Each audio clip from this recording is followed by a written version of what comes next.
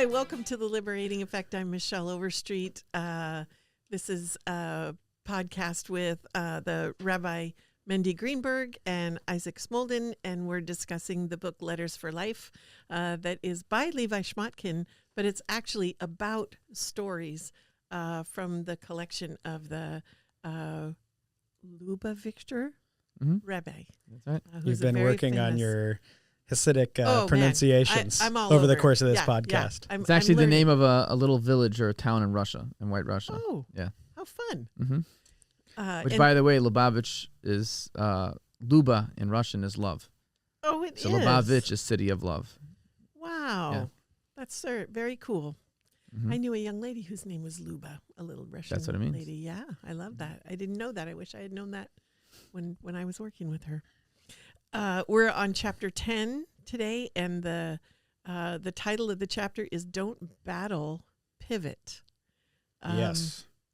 This And I is know that powerful. because I read it. I read my last 3 chapters when I was on vacation. And then I left my copy of the book in my suitcase that I did not unpack because I was procrastinating. But I do have my blessing for the beginning of the episode. I did Very remember good. that. Oh, I put thank mine you, in sir. already. Yes, I will vouch for you again that you did put yours in right before we started recording. Yes, don't battle, pivot. I actually really like this chapter because it is a concept that I think I have had the opportunity to practice a lot in my personal life.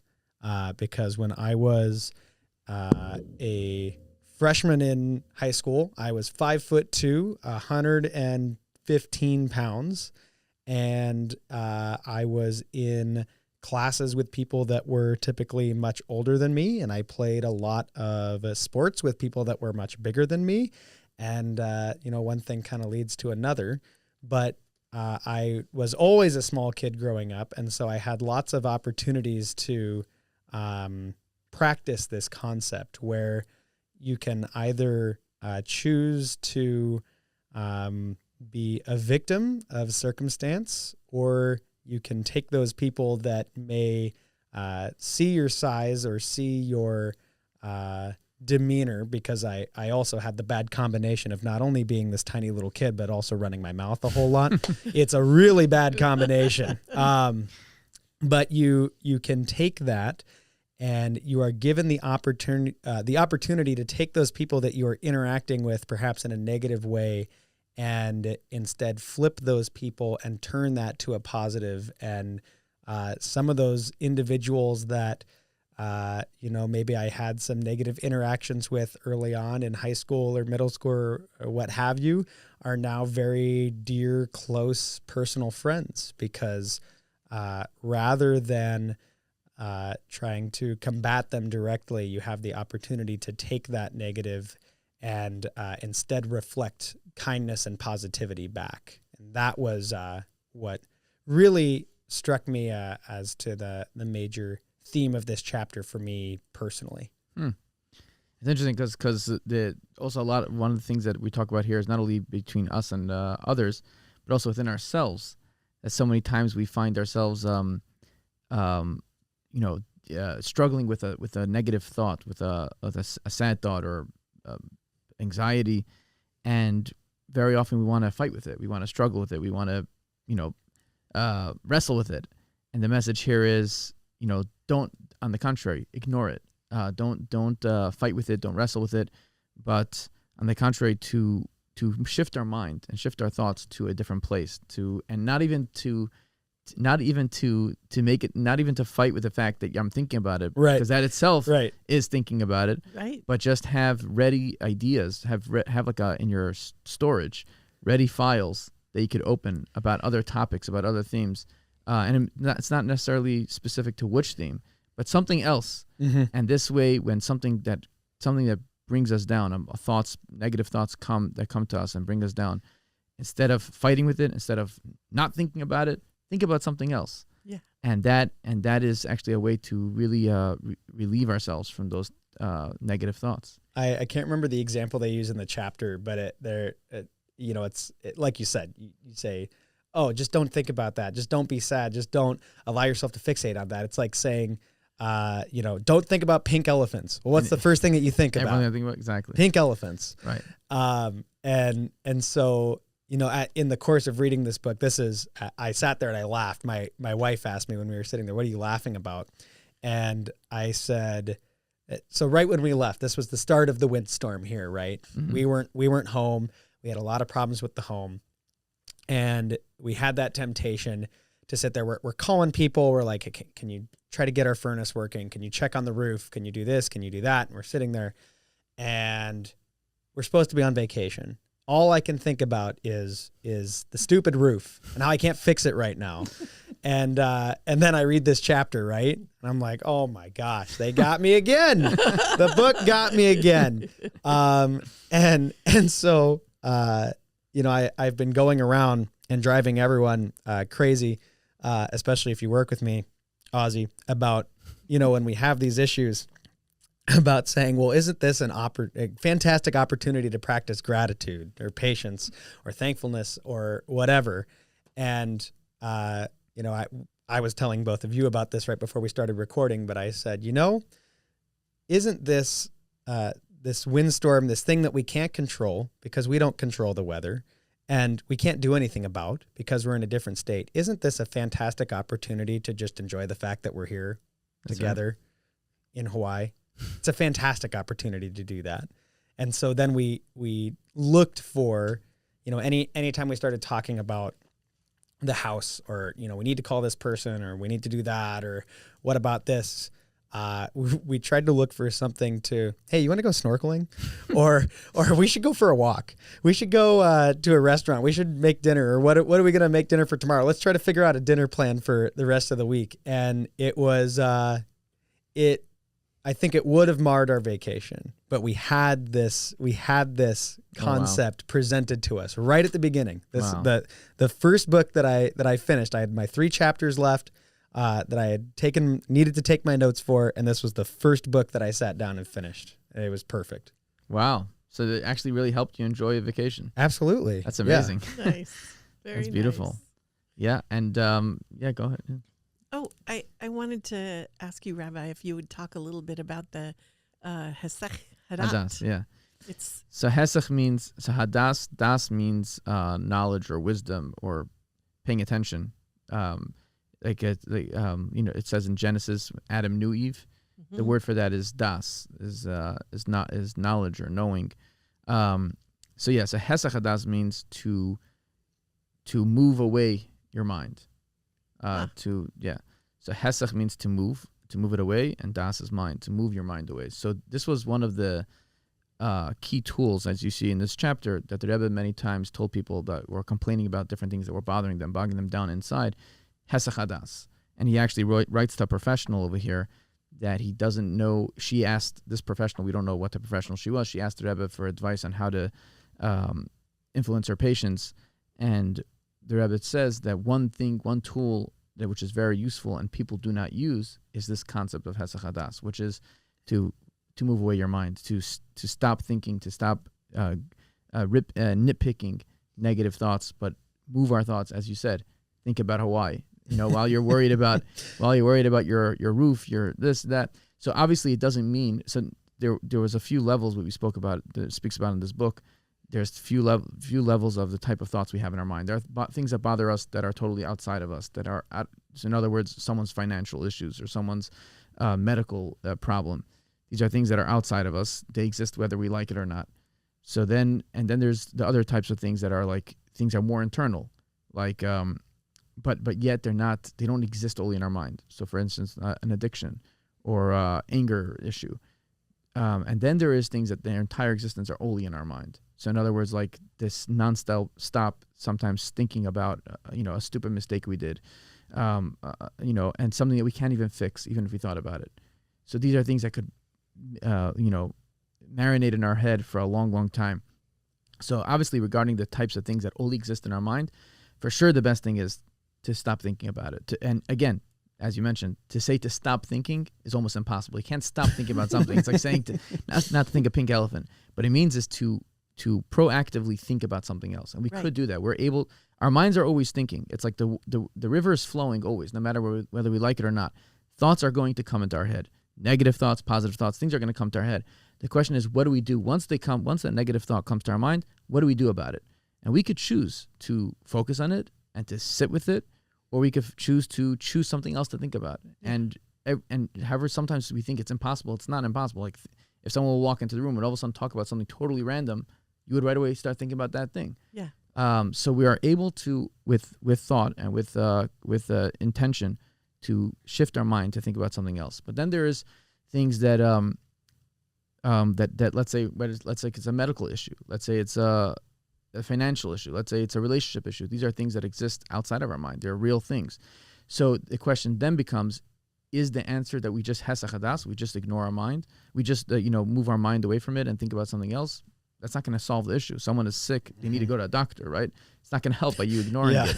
You have a giant cut, and you're bleeding out, and it's like, well, I just won't think about it. Exactly. So obviously, it doesn't mean that. Obviously, if there's an issue, we have to go take care of it. If we have a relationship issue, if we have a medical issue, any type of issue, we have to go and do the right thing. However, the question is, once we do the right thing, once we take the proper actions, we go to the doctor, we do the right things we have to do, we still have a choice. What do we focus about in our mind? Mm-hmm. Are we going to now, right? You went to the doctor gave you a prescription, right? Medication, whatever, do this, do that. Now I could be next 2 weeks thinking about how sick I am, how scary it is, how maybe the doctor's making a mistake, how maybe this medicine is, or I could move my mind away from this and think about other things. In other words, do what you got to do, but don't let your mind dwell on this as such don't let it linger in your mind so much.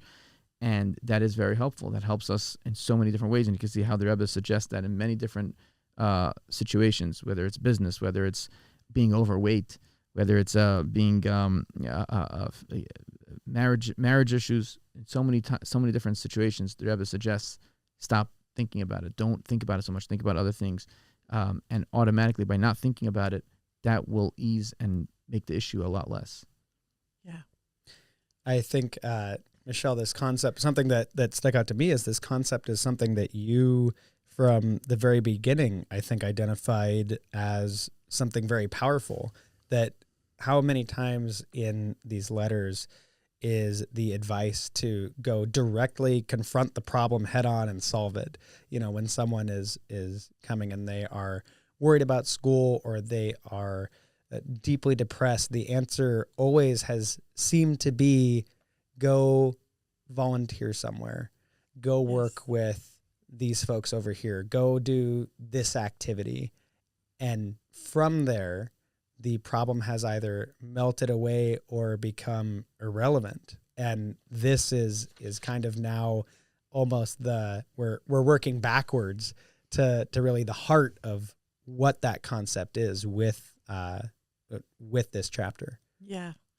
Actually, when you're saying that, I was actually thinking when I was reading this chapter, I was thinking about what Michelle always brings up, because in one of the letters, the Rebbe actually says it clearly. He writes to a father about so there was a young man that had an issue, and he had a one-on-one meeting with the Rebbe. Afterwards, after his meeting with the son, the Rebbe writes to his father about the issue, and the Rebbe writes what he thinks the underlying problem is. And he says, and I didn't even convey this to your son. I didn't tell your son what I thought the underlying issue is. All I did was I gave him a few tips of advice, what he should do. And the Rebbe says, I didn't tell it to him for a few reasons. I don't even think he says why. I did not explain the above to him for various reasons, and I made a few practical suggestions instead. Yes. Clearly exactly what clearly. Yeah. But to the father, he goes into explaining the underlying issue. You remember the story? Mm-hmm. Basically, the son was learning how to become a shochet, which is a ritual butcher. Not a butcher, the one who slaughters the animal in a kosher way. Oh. There's a whole list of laws how it's meant to be done in a kosher way. And there's a lot of laws and there's a lot of restrictions. And to some point, he started having this issue that his hand wasn't working. His arm stopped working. And it was the Rebbe basically tells his father that it's a result of a lot of anxiety of him. And the Rebbe says this is an issue, but in general, by people in America and our society, that from a very young age, it's a central thing to have a career, and to have and to worry about how you're going to finance yourself and your family.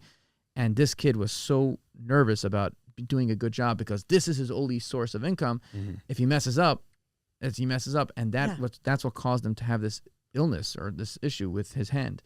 And the Rebbe tells his father, if he'll stop thinking about it, if he'll think maybe there's another way, he doesn't have to do this. He could learn a new profession.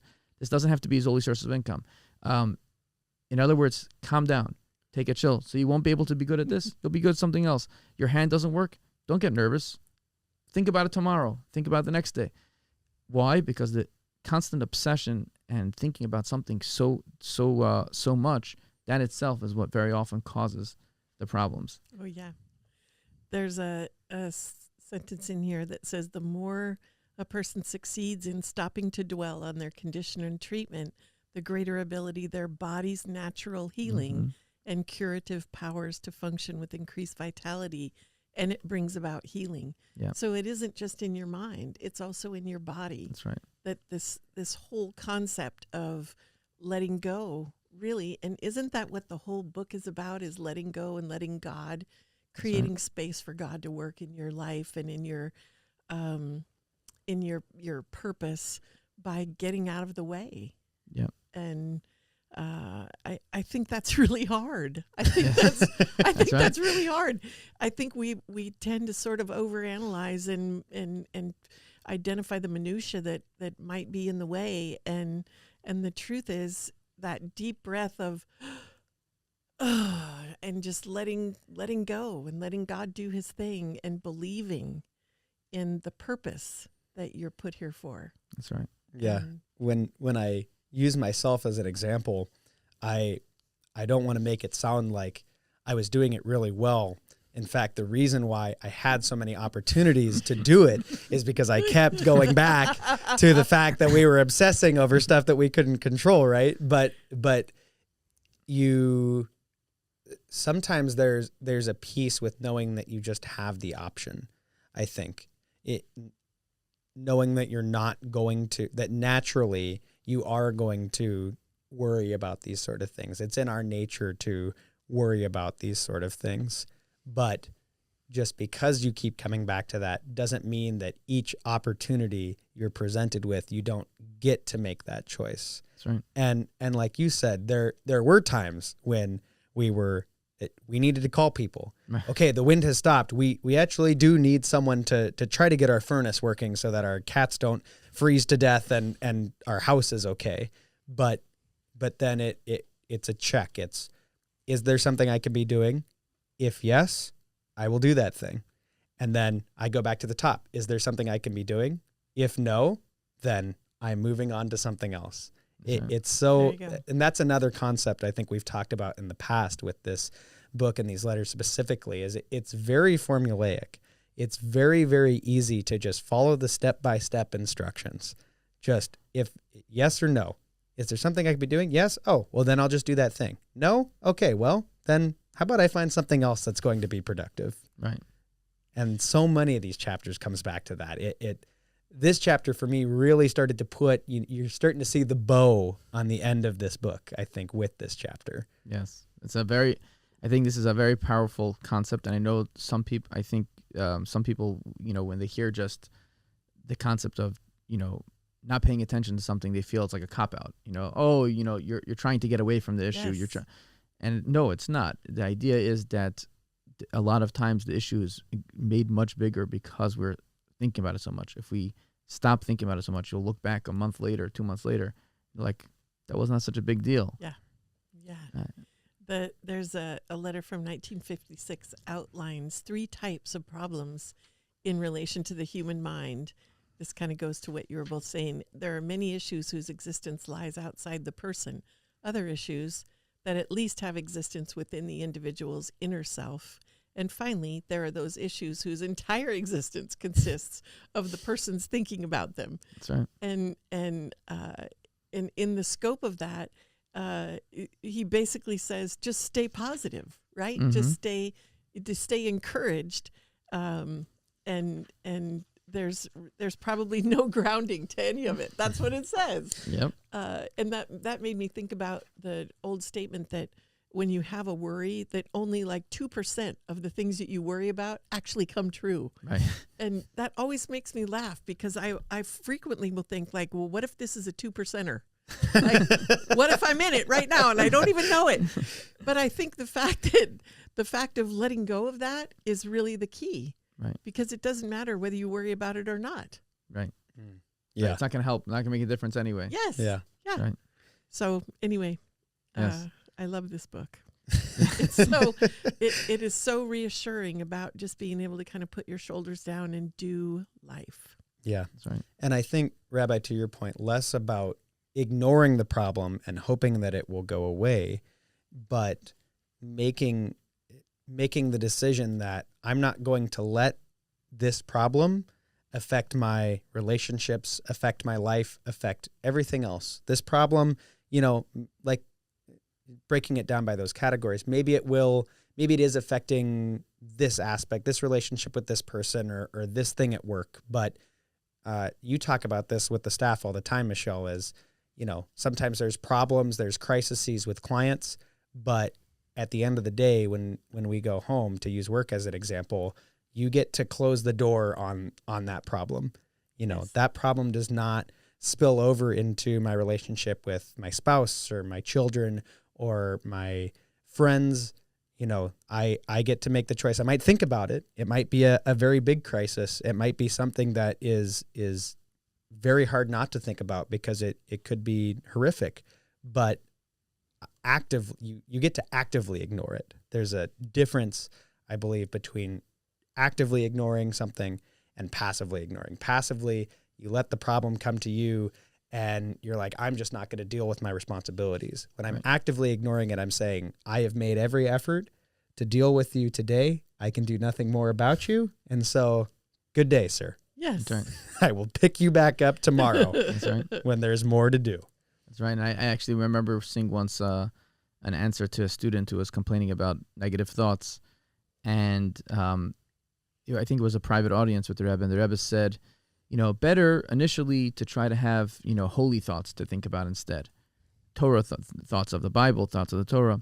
But if that's too hard to accomplish, then even thinking about sports or politics is better. Is better than thinking about those. In other words, anything, just not those bad thoughts. Right. It could be just neutral thoughts, just anything random that will keep your mind away from those bad ideas. Yeah. Watch This more Rabbi is so sports great. at work. Got it. I think there's so much wisdom in this book. I always say that I feel like I say that, and I said it at the event on Tuesday. But there's so many different things where he talks about, a few practical suggestions. Mm-hmm. He didn't explain the whole thing, but this goes to where you were picking up, or I'm picking up where you were leaving off, is he should immediately prepare for another source of income. If the weakness in his hand appears again, take him out of the narrow mental space. But really, when you feel like it's difficult, don't talk about it. He also says, don't talk about it with anybody. Right. Stop talking to everybody you run into about the thing that you're trying not to think about. Yeah. And I was so convicted by that. It was like, oh my Lanta, I think that's kind of not to be sexist, but I think that's kind of a female thing, because a lot of times I notice that we'll go to one person and then we'll be talking about it. We'll be like, oh, I can't talk about this anymore. Then they go to the next person and it comes up in the conversation. And so I really appreciated the kind of pointing out that if you find yourself talking about it, you're thinking about it. This is a no-brainer. Yes. But giving that instruction to somebody was very pointed and a solution, right? He's offering solutions, but not solving the problem. That's right. It's fascinating. There's the end part over here is about the power of light. Which I just find interesting that we're discussing this right after the holiday of Hanukkah just ended yesterday, which is that as I said before, you could choose just anything not to think about the negative, But then there's there's a special advantage of something that contains light, which is something that's holy, something that's godly. Mm-hmm. And when we have those thoughts ready in our mind, if we have something holy to think about, and we know it well, we understand it well, and we're able to refocus our mind on that holy topic, just like a candle, that a little bit of light pushes away a lot of darkness. So a little bit of holiness spiritually pushes away a lot of darkness, and ends off over here with a beautiful story about a woman, Razel Wolofsky, who was a mother of 5 children and had many responsibilities, and she would have a lot of guests at home for Friday night dinner. And she wrote to the Rebbe one time about how much pressure she has from all the different responsibilities she has to take her home, her profession. And the Rebbe responded was I don't think I ever read the story before till now, was to light the Shabbat candles without stress. Yeah, I love that which story. is the minutes before sundown every single Friday night. Jewish women light the Shabbat candles. And anyone that was in a Jewish home, moments before sundown is like the most stressful time, because you need to have everything ready. Everything has to be done, because as soon as sundown goes down, all the restrictions come in. You can't do this, you can't do that. right. So, and especially if you have a lot of guests coming, so it's like a very, very tense time. And the Rebbe tells her to light Shabbat candles without stress. And her kids relate that. So in other words, he didn't say to stop doing anything you're doing. He didn't say to take off any of the responsibilities you have. And she had many more kids after that. But every single Friday night, no matter what, when it came to lighting candles, she all of a sudden changed. She became a different person. Wow. And she brought so much tranquility in the room, in the house, in those moments. And he knew, and these children say how they knew that if they were still stressed about something, they had to go away, they had to leave the area, because in this sacred space, there's no stress. And how much that made a difference. And you can think it's just a moment, it's a minute, a week, but that had a massive influence during the time of you bringing light to be stress-free. And that brought in a feeling of tranquility and calm and light into the entire home. Wow. Yeah. I love that story. And I also related to that to your theme for the event on Tuesday night. Yeah. The be the light, Mm-hmm. to be the light, right? That's In right. order to be the light, then you bring that with you. And the lighting of the menorah was beautiful and peaceful. And I think this is a theme for the holidays that is so helpful and so useful and so powerful. Not getting stuck in the anxious, stressful, depressing thoughts, Yes. but be the light and bring the light. And it's very nice to have that reminder, Hanukkah being a celebration of light. Driving right through Wasilla, you've got the big menorah on your right hand side when you're driving into town. This time of year when we get 4 or 5 hours of daylight, it's a reminder that there is light, and there will be light, and there will continue to be light if we are willing to look for it. That's right. Yeah. Yep. Yeah. Thank you for being such a bright light in our community. Oh, thank you. Rabbi Thank you for Mendy bringing so Greenberg. much light here.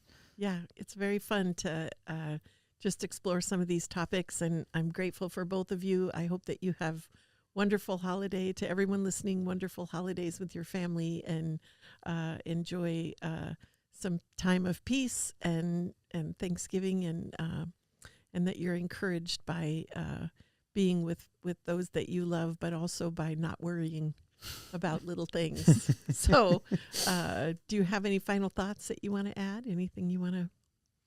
Isaac's good. Rabbi Good. Mendy. I'm good. Thank you. Awesome. Thank you so much. Thank you for having us. For being part of our podcast. This is the Liberating Effect. It's recorded in the My House Podcast studio. Our editor is Ozzy Keener. And for today, have a great weekend. Thank you.